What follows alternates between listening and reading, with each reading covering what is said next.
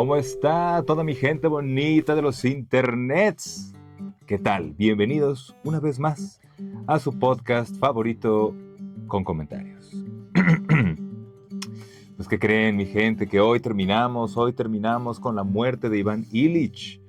Ha estado bueno, la verdad no recuerdo muy bien en qué nos quedamos, porque hace como 2 semanas que que lo dejé en este capítulo y no me acuerdo bien. Me acuerdo que había todo un rollo ahí con que la familia no lo entendía y con que mejor se estaba llevando con uno de los empleados. No me acuerdo si se llamaba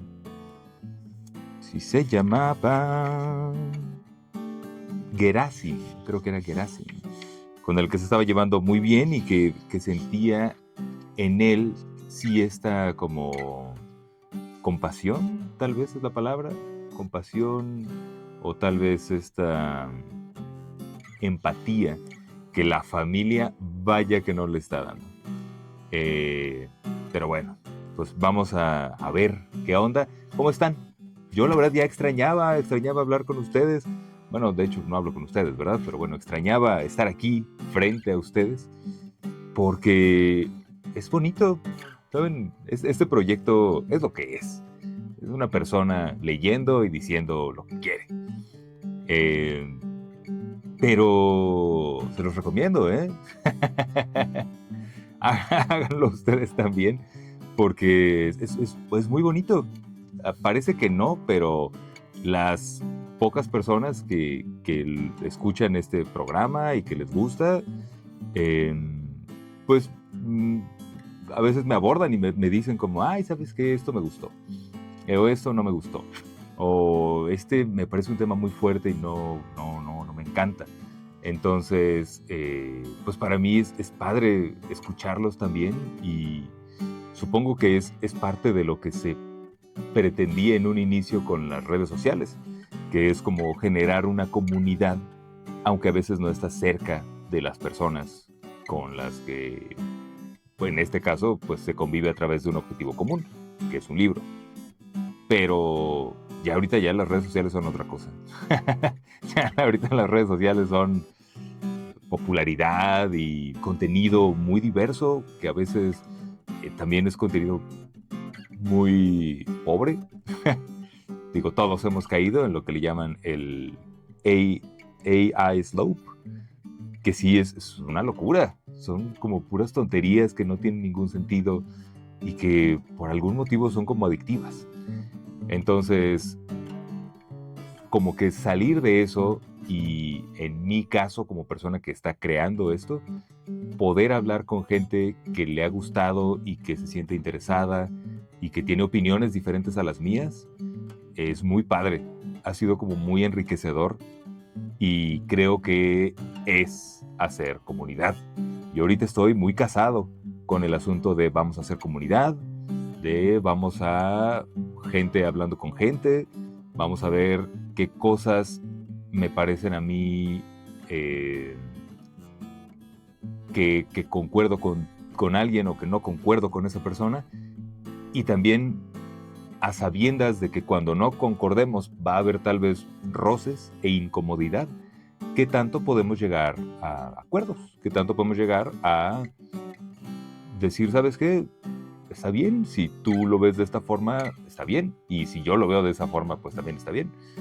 Creo que eso nos está faltando cada vez más, porque vivimos en un mundo donde pareciera cada vez todo más como radicalizado, como que si no te gusta exactamente lo que a mí me gusta, entonces tú estás de este lado, yo estoy acá y no nos podemos llevar bien.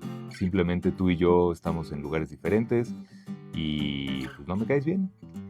Y creo que el asunto de la comunidad es muy importante porque sí es como, pues mira, estamos todos en este grupo y puede que te guste mi opinión o puede que no te guste mi opinión, pero tenemos que sobrellevar esa incomodidad porque somos una comunidad y así funciona. O sea, vamos a estar juntos en esto. Creo que está muy bonito eso y creo que se está perdiendo un poco porque pues no sabemos convivir, la verdad. En fin, ¿qué tiene que ver eso con la muerte de Iván Illich? Nada. nada, no tiene nada que ver. Entonces, comencemos con el final de La muerte de Iván Ilich. Ya muy tarde regresó su mujer. Entró de puntillas, pero él la oyó. Abrió los ojos y se apresuró a cerrarlos. Ella quería quedarse con él y que se marchara Gerasim, pero Iván Ilich abrió los ojos y dijo: «No, vete». «¿Sufres mucho?» «No importa. Toma opio». Él estuvo de acuerdo y tomó unas gotas. Ella se retiró. Hasta las 3 de la madrugada estuvo sumido en un doloroso letargo. Sintió que lo estaban metiendo en un saco estrecho y negro muy profundo, que no acababan de meterlo. Tan profundo que no acababan de meterlo. Y esto, tan terrible para él, le hacía sufrir. Tenía miedo. No quería caer allí, se resistía. De pronto, el saco se rompió. Él cayó fuera y volvió en sí. Gerasim seguía sentado a los pies de la cama, dormitando tranquilamente con la paciencia de costumbre. Él yacía, apoyado sobre los hombros del criado, apoyando sobre los hombros de su criado sus enflaquecidas piernas embutidas en las medias. Allí estaba el mismo candelero con pantalla y el mismo dolor de siempre. «Vete, Gerasim», murmuró. «No importa, me quedaré otro rato». «No, vete». Bajó los pies. Se acostó de lado sobre el brazo y sintió que le invadía una oleada de conmiseración hacia sí mismo. Esperó a que Gerasim saliese a la habitación contigua, y sin poderse contener, rompió a sollozar como un niño. Lloró por su impotencia, por su terrible soledad, por la crueldad de las personas, por la crueldad de Dios, por la ausencia de Dios. ¡Wow! ¡Qué duro! ¡Qué duro este asunto como de saberse en un mundo donde no hay justicia y que a veces pues las cosas pasan porque pasan. Y es muy feo porque es que no tiene sentido. Yo no he hecho nada malo para que tenga una enfermedad así, o para lo que sea, para injusticias, para que me roben o lo que sea, y tantas personas que sí, pero pues es eso, hay que aceptar las cosas como son. Claramente es fácil para mí decirlo ahorita que pues me siento bien, estoy sano, puedo darme el lujo y el privilegio de estar aquí grabando con ustedes un libro. ¿Qué más privilegio se puede pedir? O sea, muchas de mis necesidades ya están, eh, ¿cómo se llama esta cosa? Se me fue la palabra, satisfechas. Y puedo hacer esto. Pero cuando no es el caso, es muy común, pues, maldecir hacia arriba y decir, es que ¿cómo es posible? ¿Cómo puede pasar esto? ¿Cómo puedes permitir esto? Y, uf, pues qué duro, qué duro. Yo espero que ahorita nadie de los que está escuchando esto esté pasando por algo así, pero sí, pues yo diría, vamos a ver qué nos dice Tolstoy respecto a esto con su personaje Iván Ilich. Y si no nos dice nada bueno, yo diría, pues tranquilos. No quisiera llegar al por algo pasan las cosas, eh, pero a veces como que sí es el único descanso, ¿no?, que podemos tener. Como, mira, está fuera de mi control. ¿Qué voy a hacer? Si me peleo con eso, pues lo único que voy a lograr es sentirme peor. Continúo. Por la ausencia de Dios. ¿Por qué lo has hecho? ¿Por qué me has traído hasta aquí? ¿Por qué me torturas tan espantosamente? No esperaba respuesta y lloraba, porque no podía verla. El dolor se acentuó de nuevo, pero él no se movió, no llamó a nadie. Se decía, más fuerte, más. Pero, ¿pero por qué? ¿Qué te he hecho? ¿Por qué?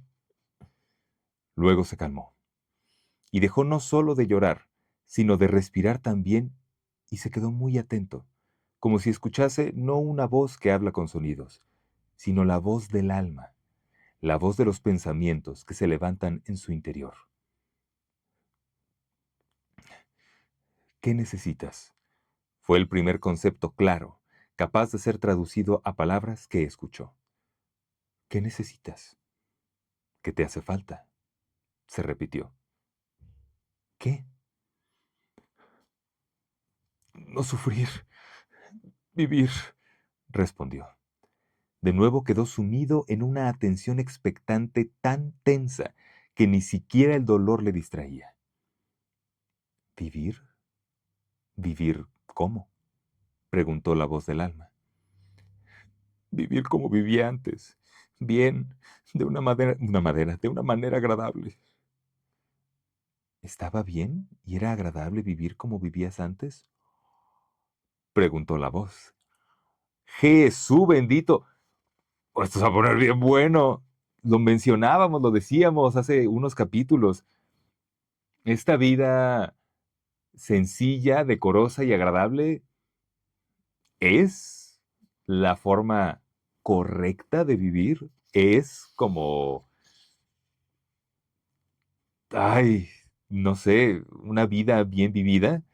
Y ahorita que empiece a tener como todo este plática con consigo mismo o con una parte tal vez como más, no sé si llamarlo celestial o qué, creo que va a estar muy bueno.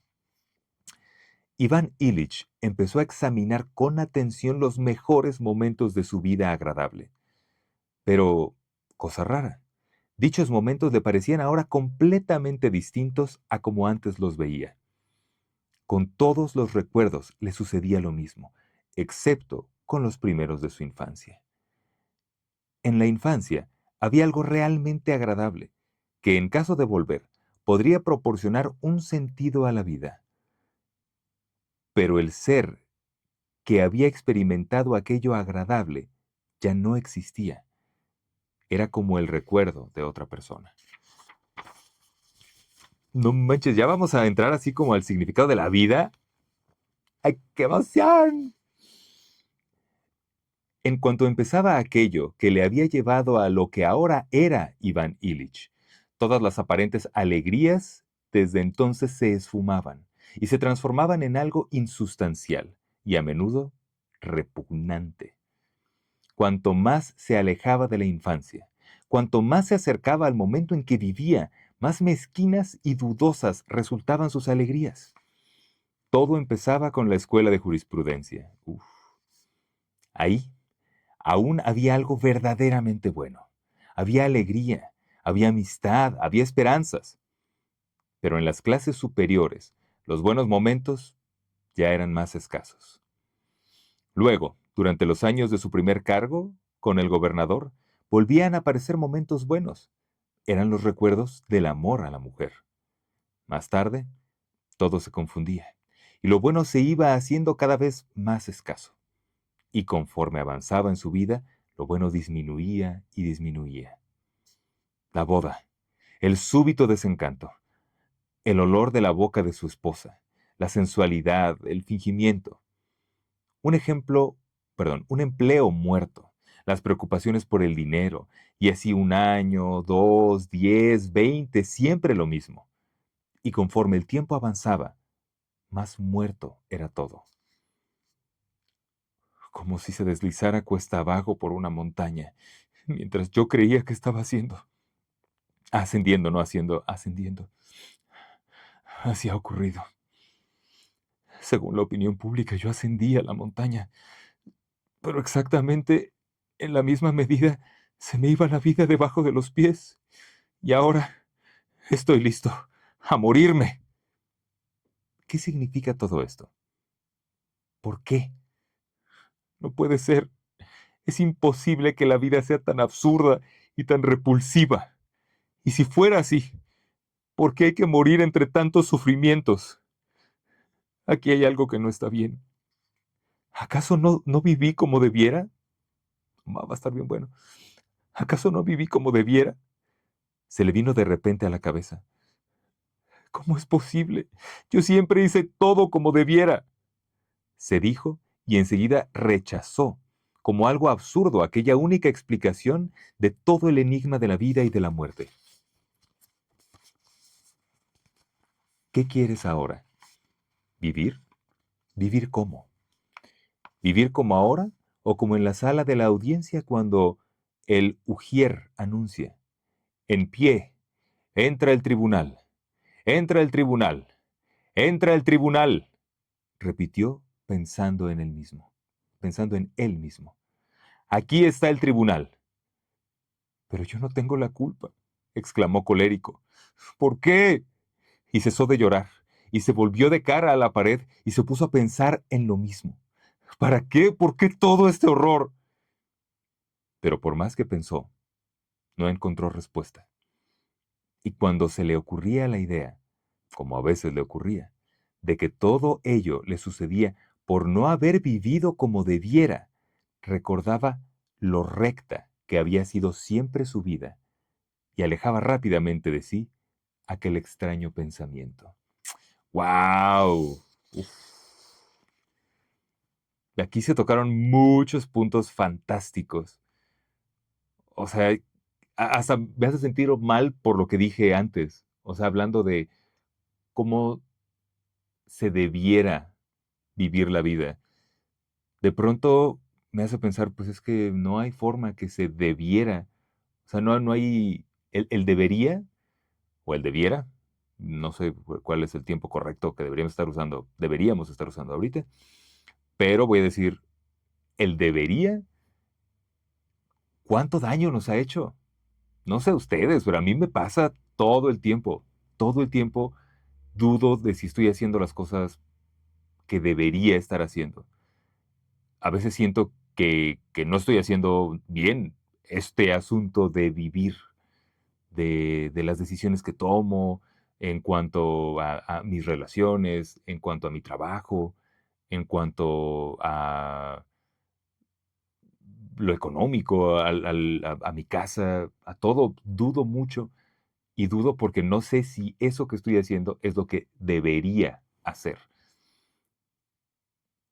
Y ahorita estamos viendo aquí a un hombre sufriendo al ver hacia atrás su vida, una vida que él siempre consideró que estaba haciendo lo que debería hacer, porque era lo que socialmente era aceptado, y de pronto, al saberse como tan miserable, al saberse justo como que no vivió alegrías reales, sino que cada vez se fue alejando más de la felicidad, lo único de lo que se puede agarrar es de decir, no, yo hice lo que debía hacer, yo viví la vida que debería vivir, pero está triste, o sea, esta persona no está contenta con lo que vivió, o sea, es realmente esto de lo que debería, es como, pues nada más un placebo para no sentirse miserable, para no sentirse muy, muy mal.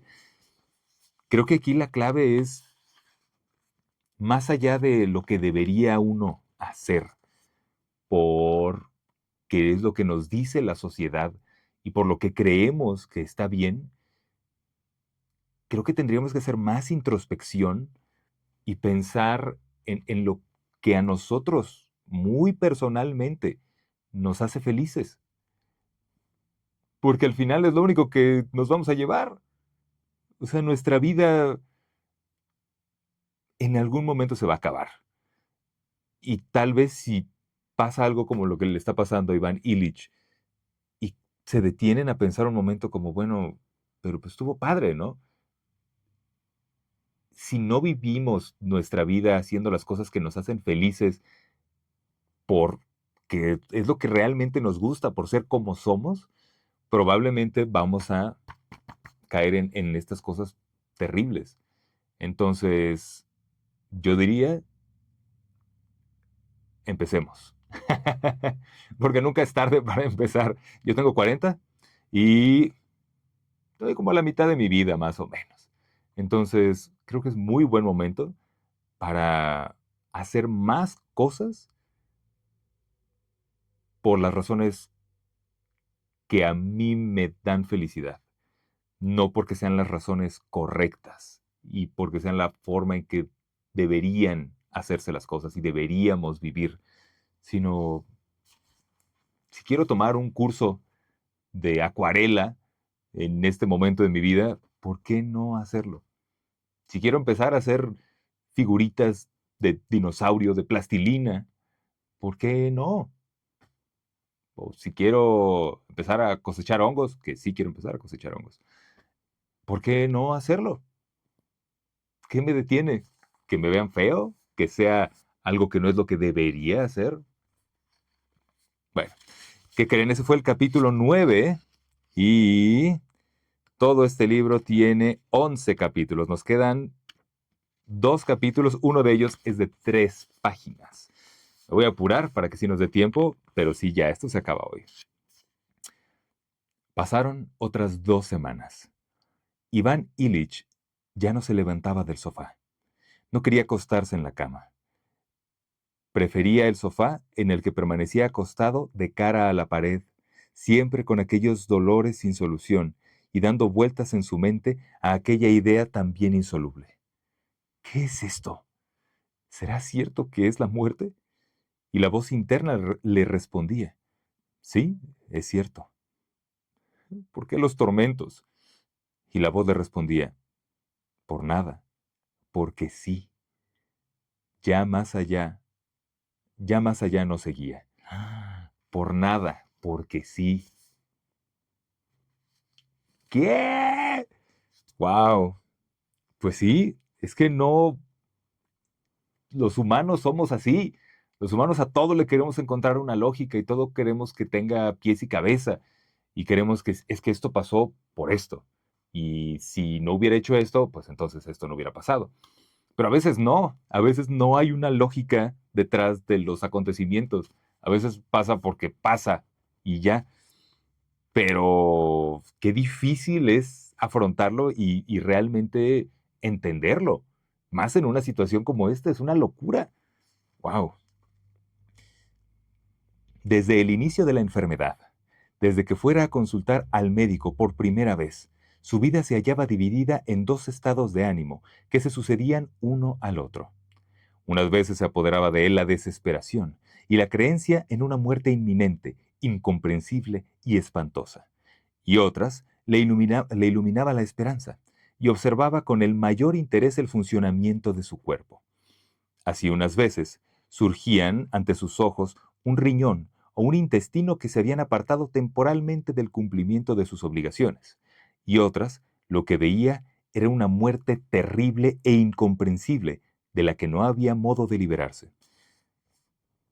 Estos 2 estados de ánimo se sucedían entre sí desde el mismo comienzo de la enfermedad, pero cuanto más avanzaba, más dudosas y fantasiosas le parecían sus consideraciones acerca del riñón, y más real le parecía la muerte que se le aproximaba. Bastaba recordar quién era tras meses antes de...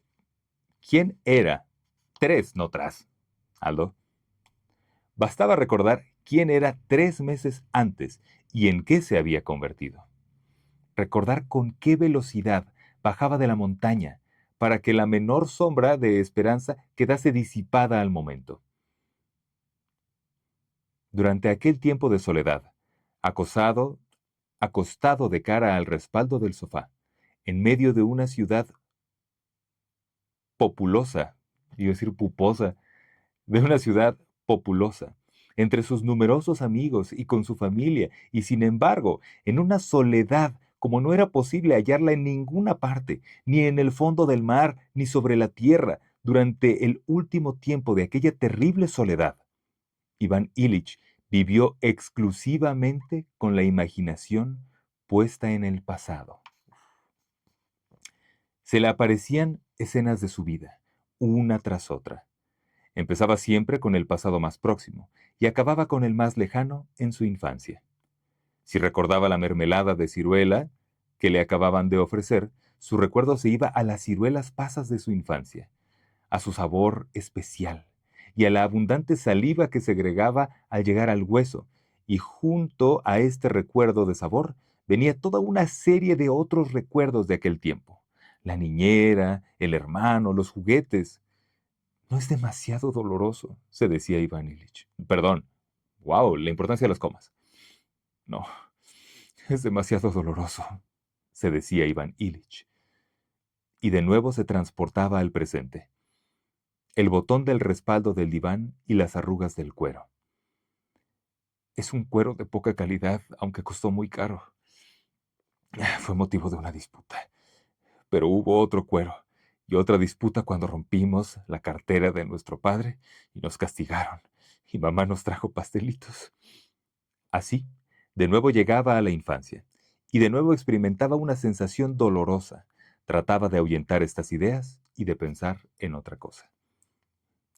Paralelamente a estos recuerdos, surgía en su alma otra serie de ellos referente a cómo se le fue agravando la enfermedad. También, cuanto más atrás, más vida. La vida era mejor y había más vida. Lo uno y lo otro se fundían. Al mismo tiempo que los tormentos se han ido aumentando, la vida se ha ido haciendo cada vez peor, pensaba. Y en el comienzo había un punto luminoso. Y luego todo era cada vez más negro, y todo se iba sucediendo cada vez con mayor rapidez, inversamente proporcional al cuadrado de las distancias de la muerte, pensaba Iván Ilich, siendo muy inteligente en su forma de pensar. Y la imagen de la piedra que cae acelerándose cada vez más se le metía en el alma. La vida, serie de sufrimientos que se van agrandando progresivamente, camina con rapidez hacia el final de aquel horrible sufrimiento. Estoy cayendo, se decía. Se estremecía, se agitaba, quería resistir, pero sabía que ya no era posible.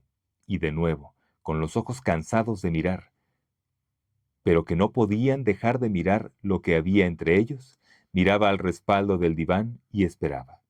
Esperaba la caída final, el golpe y la destrucción definitivos. Es imposible oponerse, se decía. Si al menos pudiera comprender el porqué de todo esto. Pero ni siquiera eso es posible. Podría encontrar explicación si admitiese que no he vivido como debiera, pero no puedo admitir que haya sido así.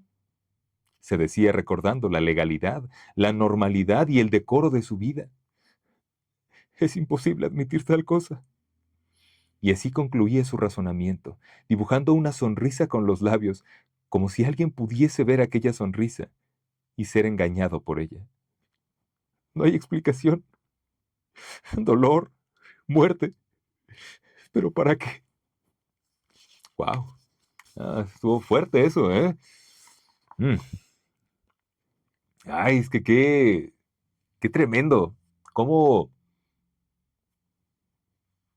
Esperemos, bueno, seguramente a todos nos va a tocar, ¿verdad?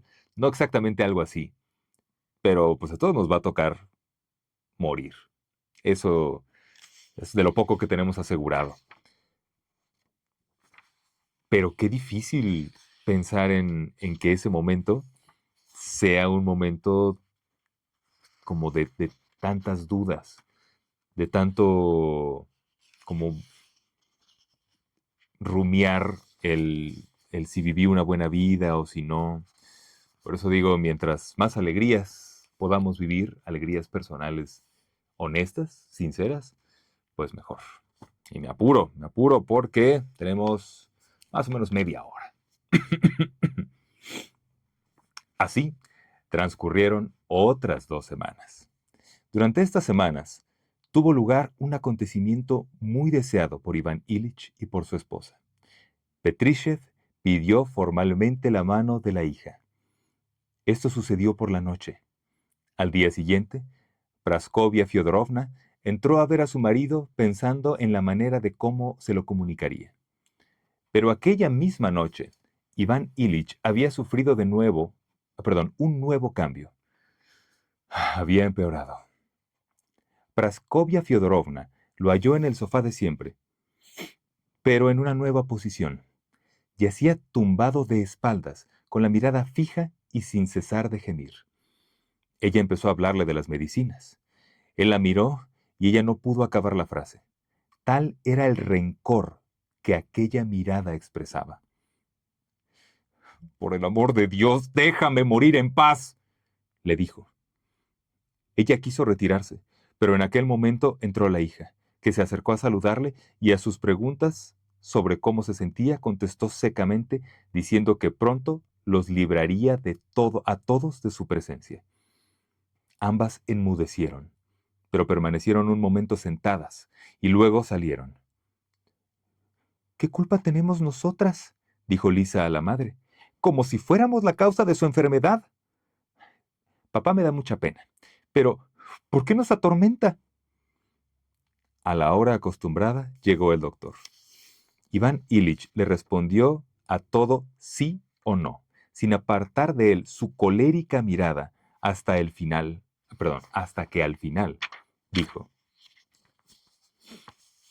«Usted sabe perfectamente que no se puede hacer nada. Déjeme en paz». «Podemos aliviar los sufrimientos», replicó el doctor. «Ni siquiera eso puede. Déjeme». El doctor salió del salón y comunicó a Praskovia Fyodorovna que la situación era crítica y que solo había un medio para aliviar los dolores, y que debían ser terribles. Más opio. Según el doctor, los sufrimientos físicos debían ser terribles, y era verdad, pero más terribles todavía eran los sufrimientos morales, y estos constituían la principal tortura del enfermo. ¡Wow! ¿Qué opinan de eso?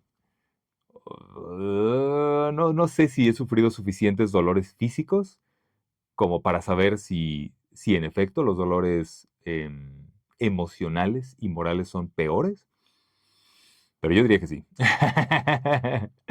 Porque siento que a veces esos dolores o esas cosas que nos atormentan porque nos hacen sentir culpables o simplemente son como dolores o rencores muy fuertes que no soltamos y todo, son cosas que sí pueden atormentarnos toda la vida. Y bueno, yo diría que los dolores físicos suelen ser temporales. Este es un ejemplo donde pues tal vez no sean tan temporales. Pero, híjole, pues aún así con estos dolores terribles, este hombre dice los dolores morales o emocionales, yo diría, son aún peores que esta agonía que estoy sintiendo desde hace meses. Pero ¿ustedes qué piensan? Y yo ya dije todo. A ver, pero ¿y ustedes qué piensan? Sus sufrimientos morales consistían en que aquella noche, al mirar el rostro dormido y bondadoso de Gerasim, con sus pómulos salientes, de pronto se le ocurrió: en realidad, toda mi vida consciente, ha sido un engaño. Se le ocurrió que aquello que antes le había parecido imposible, que su vida hubiera transcurrido toda entera por causas equivocados, podría ser verdad. No manches, ya no va a tener eso. Decíamos ahorita, este hombre se está agarrando pero yo hice lo que tenía que hacer. Viví la vida que debía vivir, porque así es como se tiene que vivir la vida, así se debe vivir la vida, me han enseñado eso. Y ahorita ya se va a tronar eso también. ¿Ya de qué te agarras? Pobre hombre, Jesús bendito. Se le ocurrió que aquello, ¿verdad? Y que entonces toda entera su vida había transcurrido por causas equivocados, y esto podría ser verdad. Se le ocurrió que sus intentos apenas perceptibles de luchar contra lo que los demás hombres de elevada posición consideraban bueno, intentos de los que rápidamente se desembarazaba, podían constituir lo único auténtico, la única cosa buena de su vida, mientras que todo lo demás era lo incorrecto y lo indebido. Su cargo, su estilo de vida, su familia y los intereses de la sociedad y de su profesión, todo esto tal vez era algo secundario. Claro que es algo secundario. Trató de defenderlo ante sí mismo y de pronto advirtió la inconsistencia de lo que estaba defendiendo. No había nada que defender. Si es así, se decía, y si dejo la vida con la conciencia de que he malogrado todo cuanto se me dio y ya no puedo reparar dicha falta, ¿qué ocurre en este caso? Se echó sobre la espalda y empezó a examinar la vida entera de otro modo. Por la mañana, al ver al criado, luego a su mujer, luego a su hija y más tarde al doctor, cada uno de los movimientos y de las palabras de ellos le confirmaron la aterradora verdad que por la noche había descubierto. En ellos se veía a sí mismo, veía todo cuanto había constituido la razón de su vida y resultaba para él evidente que aquello no era lo que debía ser, que no era más que una enorme equivocación y un engaño que no dejaba ver ni la vida ni la muerte. Y la conciencia de esto aumentaba, multiplicaba por 10 los dolores físicos. Gemía, se agitaba, tiraba de su ropa. Le parecía que tanto la ropa como la como la presencia de personas lo ahogaban. Y por ello detestaba a todo el que entrara en su habitación. Se le administró una fuerte dosis de morfina y quedó aletargado y extraño a todos. Pero a la hora de la comida, todo volvió a empezar. Despedía a todo el mundo, se agitaba y caminaba y cambiaba continuamente de postura. Su mujer fue a verle y le dijo: Jan, querido, hazlo por mí, por mí. No te puedes hacer ningún daño y con frecuencia no te puede hacer ningún daño y con frecuencia ayuda. No cuesta nada. Las personas más llenas de salud lo hacen. Él abrió mucho los ojos. ¿Qué? Comulgar. ¿Para qué? No hace falta. Aunque... Ella se echó a llorar. Sí, amigo mío, llamaré a nuestro sacerdote. Es tan agradable. Ah, caray, ¿eso lo dijo ella? Sí, amigo mío, llamaré a nuestro sacerdote. Ay, es tan agradable. Magnífico. Muy bien, musitó él. Cuando llegó el sacerdote y le confesó, Iván Ilich se sintió más tranquilo. Que también vamos a entrar en temas muy interesantes respecto a esto, porque está sufriendo mucho Iván Ilich y lo entiendo perfectamente porque está pasando por un momento donde su vida pues se le está viniendo abajo en el sentido de todo lo que viví fue bueno, fue malo, fue un engaño y tal vez poder hablarlo con una persona que él considera una autoridad moral sí puede servir. Ahí sí puede ser de muchísima, muchísima ayuda. Cuando llegó el sacerdote y le confesó, Iván Ilich se sintió más tranquilo. Le pareció sentir que sus dudas se aliviaban, y por ello, también sus sufrimientos. Por un momento recobró la esperanza. De nuevo comenzó a pensar en el intestino ciego y en la posibilidad de su recuperación. Comulgó con lágrimas en sus ojos. Después de comulgar lo llevaron a la cama. Durante unos instantes se sintió mejor, y de nuevo reapareció en él la esperanza de vida. Empezó a pensar en la operación de que le habían hablado. Vivir, quiero vivir, se decía. La mujer fue a felicitarle. Dijo las palabras acostumbradas y añadió: ¿Verdad que te sientes mejor? Sí, respondió él sin mirarla. El vestido de ella, su manera de comportarse, la expresión de su rostro, el sonido de su voz, todo le decía a él una sola cosa. No es esto lo que debe ser. Todo cuanto ha constituido y constituye el objetivo de tu vida es falso. Es un engaño que te oculta la vida y la muerte. Y nada más pensar esto, sintió nacer en él el odio, y junto con el odio se recrudecieron los sufrimientos físicos, y con ellos la conciencia de un desenlace próximo e inevitable. Algo nuevo le ocurría. Sintió como unas punzadas que le impedían respirar. Cuando pronunció aquel sí, la expresión de su rostro era terrible. Después de haberlo pronunciado, mirándola a ella directamente a la cara, se volvió de espaldas con inusitada rapidez, teniendo en cuenta su debilidad, y gritó: «Váyanse, váyanse ya, déjenme solo». Y ahora sí, lo que ya va a lo último de lo último.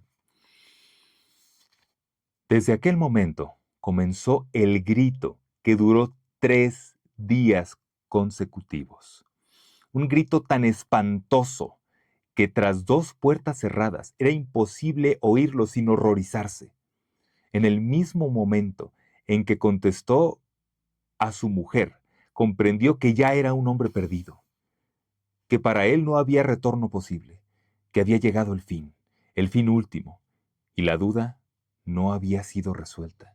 Seguía aún planteada ante él. ¡Oh! ¡Oh! ¡Ah! Gritaba en diferentes tonos. Empezó a gritar: «¡No, no, no quiero!». Ese lo dije como Luis Miguel. ¡Mi pierna! Perdón. «No quiero». Y siguió pronunciando la última letra. No quiero. Durante 3 días, para él, no existía el tiempo. Estuvo forcejeando con aquel saco negro al que le metían a fuerza, al que le metía una fuerza invisible e irresistible. Se, debe, se debatía como el condenado que se debate en las manos del verdugo, sabiendo que no tiene ya salvación. Cada minuto que pasaba le hacía ser más consciente de que a pesar de todos sus esfuerzos y de su lucha, cada vez estaba más cerca de lo que tanto le horrorizaba. Sentía que sus sufrimientos consistían en lo que estaba introduciendo. Sentía que sus sufrimientos consistían en que lo estaban introduciendo en aquel saco negro, pero no podían hacerlo por completo. Lo que le impedía entrar totalmente era la creencia de que su vida había sido buena. Una justificación de su vida le hacía engancharse y no le dejaba avanzar, causándole más dolor que todo lo demás. De pronto, una fuerza invisible le empujó en el pecho. Cayó en el agujero y ahí, en el fondo, algo se iluminó. Le ocurrió... Uy, uy, uy. Vamos en las últimas páginas, mi gente. Le ocurrió lo mismo que le pasaba cuando viajando en un vagón de tren. Caray, permítanme. Le ocurrió lo mismo que le pasaba cuando viajando en un vagón de tren creía que iba hacia adelante cuando en realidad estaba yendo hacia atrás y luego de pronto se daba cuenta de la dirección auténtica. No, nada fue como debía ser, se dijo. Pero no importa. ¿Es posible hacer lo correcto? ¿Es posible? ¿Qué es lo correcto?, se preguntó quedándose de pronto calmado. Era a finales del tercer día, 1 hora antes de su muerte. En aquel instante, su hijo entró sin hacer ruido en la habitación del padre y se acercó a la cama. El moribundo seguía gritando desesperadamente y agitaba los brazos. Su mano tocó la cabeza del adolescente. Este la tomó, se la llevó a los labios y rompió a llorar. En aquel mismo instante, Iván Ilich se hundió en el agujero. Vio la luz y se le reveló que su vida había sido una completa equivocación, pero que aún había tiempo de rectificar. Se preguntó qué era lo correcto y se calmó prestando atención. Entonces, sintió que alguien besaba su mano. Abrió los ojos y miró a su hijo. Sintió lástima de él. Su esposa se acercó, la miró. Ella tenía la boca entreabierta y los ojos llenos de lágrimas. Sintió lástima de ella. Sí, los estoy torturando, pensó. Les doy lástima, pero estarán mejor cuando me muera. Quería decir estas palabras, pero le faltaban fuerzas para pronunciarlas. Para hablar, ¿para qué hablar? Es necesario obrar, pensó. Hizo una seña a la mujer, indicando al hijo con la mirada, y dijo: Llévatelo. Da pena. ¿Y tú? Quería añadir: perdona. Pero dijo: permite. Y sin fuerzas para rectificar, movió la mano sabiendo que quien debía comprender, comprendería. De pronto vio con claridad que lo que se le acongojaba, que lo que le acongojaba sin encontrar salida, salía todo de una vez, por todas partes. Le daban pena a los demás, debía hacer algo para que los otros no sufrieran. Había que librar a los demás y también librarse a sí mismo de aquellos sufrimientos. ¡Qué bien! ¡Y qué sencillo!, pensó. ¿Y el dolor?, se preguntó. ¿Dónde se ha metido? ¿Dónde estás, dolor? Se puso a escuchar atentamente. Aquí está. Bien, que duela. ¿Y la muerte? ¿Dónde está? Buscó su habitual miedo a la muerte y no lo encontró. ¿Dónde está? ¿Cómo es la muerte? No tenía miedo de ninguna clase, porque ella tampoco existía. En lugar de la muerte, había luz. Ahora lo comprendo, dijo en voz alta. ¡Qué alegría! Todo esto sucedió para, todo esto sucedió para él en un instante. Y el significado de dicho instante ya no cambió. Para los presentes, su agonía se prolongó todavía 2 horas más. Algo agitaba su pecho y su cuerpo y su cuerpo extenuado se estremecía. Después, la agitación y los estertores se fueron espaciando. Se terminó, dijo alguien detrás de él. Él oyó estas palabras y las repitió en su interior. Se ha acabado la muerte, se dijo. Ya no existe. Aspiró aire, se detuvo a media aspiración, se estiró y murió.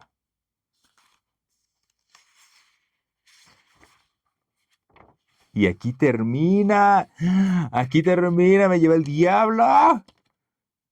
¡Wow! ¡Qué, qué, uf, qué buenos últimos capítulos nos regaló este libro! Madre Santísima, pues cuántas cosas, ¿verdad? Cuántas cosas por comentar y por pensar. Yo creo que cada quien le dará la interpretación que considere mejor. Y creo que está muy bien eso. Pero creo que más allá, me gustó cómo al final es el desapego, diría yo. Incluso el desapego de la muerte y del dolor. Em, Siento que a veces hay cosas que nos dan tanto miedo que por eso no las dejamos ir. Y entonces estamos de verdad así agarrados como si fuera una planta llena de espinas, una rama con un montón de espinas. Y nos da miedo que nos duela y no nos gusta, pero creo que nos da más miedo soltarla porque no sabemos qué va a pasar. Entonces la estamos sosteniendo así, de verdad está fluyendo la sangre porque nos duele, pero no sabemos dejar ir por miedo. Y creo que justo el final de la vida, como la cuenta Tolstoy, lo que vive en sus últimos momentos Iván Ilich, es justo el dejar ir. Ya, Estoy tan preocupado por la muerte que me estoy muriendo de miedo. Y cuando dejas ir eso, hasta él mismo dice, ¿y dónde está la muerte? Ya no está. También hay un filósofo que a mí me gusta mucho, que se llama Epicuro, y justo tiene un concepto muy bonito que se llama el tetrafármaco, que son como 4 cosas que si vencemos esos miedos, como que vamos a ser más felices. Y justo él habla de que no es necesario el miedo a la muerte y que hay que como eliminar ese miedo a la muerte. Y la lógica que él usa es muy bonita, porque dice, ¿por qué rayos le tendrías miedo a la muerte si solo puedes tener miedo mientras estás vivo? Cuando estés muerto ya no vas a sentir nada de eso. Es como, ¿cuál es el miedo a la muerte? O sea, mientras tú estás, la muerte no está. Y cuando la muerte está, tú ya no estás. Es como, ¿qué te preocupa entonces? O sea, no vas a vivir la muerte. No vas a experimentar eso. Cuando suceda, tú ya no vas a estar. Entonces, creo que aquí justo las semanas anteriores a la muerte de Iván Illich, él es un gran ejemplo de cómo nos aferramos a las cosas, nos aferramos a los miedos que tenemos y nos aferramos al sufrimiento, nos aferramos a pensar y rumiar el pasado, tratar de encontrarle sentido, cuando tal vez, tal vez ni siquiera lo que yo decía, ¿no? De que tratemos de ser felices y todo el rollo, tal vez ni siquiera es importante eso. Tal vez la clave es dejar ir. Y si hubo buenos tiempos y hubo malos tiempos y, ay, esto lo hice bien y esto lo hice mal, déjalo ir. Una vez que lo dejamos ir, pues ya no nos afecta. ¿Qué nos va a pasar? Y, y creo que es muy hermoso cómo al final, incluso entre gritos y sollozos y dolores físicos que son de verdad inimaginables, él tiene este momento donde puede dejar ir, puede decir ya, y se siente bien, ¿y dónde está el dolor? Ya, carnal, eso déjalo, eso ya se fue. ¿Y dónde está la muerte que tanto miedo me ha estado aterrando durante meses? Ya, olvídalo, no pasa nada. Entonces, wow, creo que está muy bonito. El final es fuerte, pero creo que cierra muy bien todas las cosas que se vieron y creo que también es un libro muy completo porque habla de muchas cosas. Habla de cómo vivimos nuestras vidas, de cómo las otras personas puede que nos vean solo como instrumentos o puede que nos vean como molestias y, y habla también de dejar ir, habla de, yo diría, de llegar a acuerdos con uno mismo también, que creo que eso hasta el final lo logra Iván Illich, porque hubo todo ese tiempo donde él estaba luchando y es que yo hice bien las cosas, pero es que no tan bien y bla, bla, bla. Y uf, creo que valió mucho la pena este libro. Jóvenes, lo que sí es que se nos acabó. Y entonces también hay que dejar ir. Hay que dejar ir este bello libro y empezaremos con otro seguramente la siguiente semana.